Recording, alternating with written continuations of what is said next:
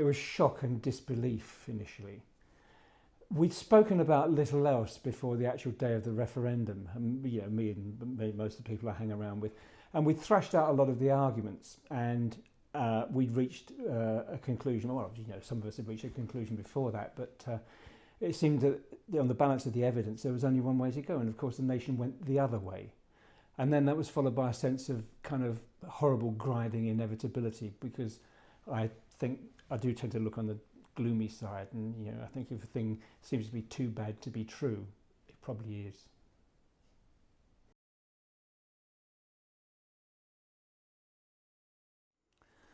Back in 1975, or whenever the initial "Shall we join up" referendum was held, I had doubts at the time. I can't remember exactly why, but I thought, this is something about which we need to be cautious. In the interim, the more I saw of the EU, the more I could see the potential within it. Obviously, it's had a few sort of organisational problems. I think the enlargement between the 12 countries to the 27 happened too quickly, and I think that to a certain extent this country abdicated its role, because what we should have been doing is getting in there and changing things, making them work better, leading where there was no leadership, and taking more charge of the process, because I think that the faults that we all saw could have been ironed out much more easily on a sort of consensual basis, and we'd be looking at a vastly different result to what we have now. I think that things like the immigration question are open to sort of a certain readjustment within the union, and it is no answer to that problem for us or anybody else to just say, gone.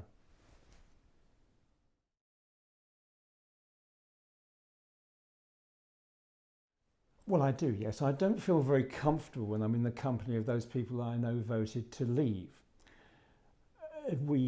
To avoid violence and and physical damage, we do tend to sort of steer clear of active discussions about it. But when the conversation does fall to that, I'm still being exposed to the same lame arguments and the lies, which I think motivated so much of the pre-referendum debate. I'm still getting people saying,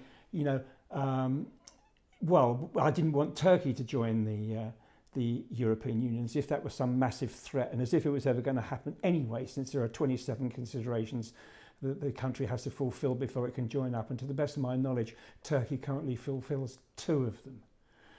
And we begin to find that people are bringing emotional things into the argument, which just don't make any sense to me. I don't think there are people out there who actually care about the colour of their passports, and I just feel sorry for them.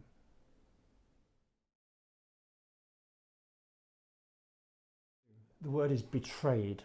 I do think that the likes of Nigel Farage, Boris Johnson, Liam Fox are actively in the process of betraying this country, because they don't really know, they don't appear to know what they're doing. The whole argument is hinged on lies and self-deception. The capacity of the Brexiteers for self-deception is quite astonishing. The way they're saying, we're going to enter this sunlit upland of free trade and wonderful opportunity with the rest of the world, and shake off the chains of the EU. Well, if I saw any actual kind of progress in that direction, I think I'd feel a whole lot better about it. All I see is people telling me things that they don't believe themselves, and yet they expect me to believe them. And I think I refuse to collaborate in that process.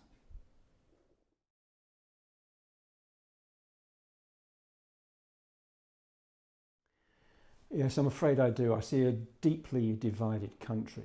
The divisions are between town and country, between youth and age, between education and the lack of it.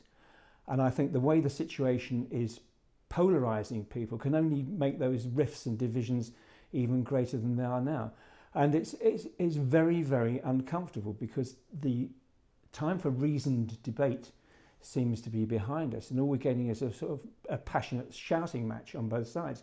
And I do include the Remainers alongside the Brexiteers in that. It's very difficult to get any kind of reasoned argument up, because the possibility of getting a result from that is sliding away from us because we keep being told it's the will of the people, the decision has been made, you have to live with it now, which is a long way short of true and not entirely comfortable.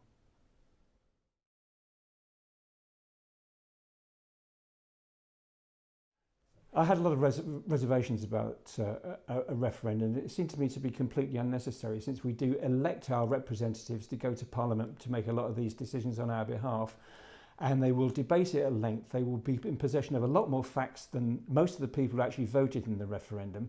And it seemed to me that the system was abdicating responsibility into the hands of those people less qualified to make that kind of decision, and then feeding them misinformation, half-truths, opinion where there should have been facts, and then saying, oh, well, that's what the people decided.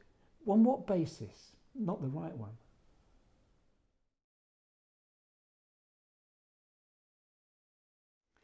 Yes, there is still time when and if the government can put a package together of the terms of Brexit that they're going to negotiate, which is pretty open-ended. There's the cliff edge Brexit on one side and there's a more reasoned gradual Brexit on the other. Then they have to put that before Parliament, at which point our elected representatives have to make a vote on it. Now, I live in a constituency that voted 72% Remain.